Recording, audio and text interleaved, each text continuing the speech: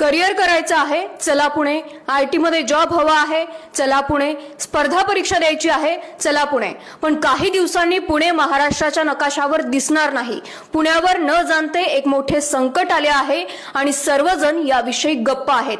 पुणे दिल्ली होत चालले आहे आणि मुळा मुठा नदी यमुनेचं रूप धारण करत आहे. पात्रात नाही, प्रदूषणात.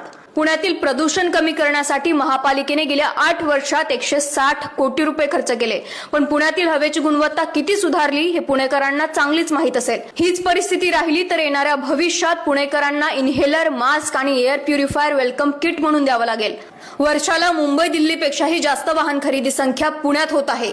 RMC ट्रक, अनियंत्रित बांधकामे, सिमेंटचा धूर आणि न थांबणारा ट्रॅफिक. मुळा मुठा नदी राहिली नसून डम्पिंग नाला बनली आहे. दररोज 35 ते 40 ट्रक लोडेड कचरा नदीत फेकण्यात येतोय. पुणे राज्याचं डिझनीलँड बनलं आहे, जिथे जायचं सगळ्यांनाच आहे, जिथे राहायचं सगळ्यांनाच आहे. पण पुणे राहण्यालायक राहील की नाही हा मोठा प्रश्न आहे.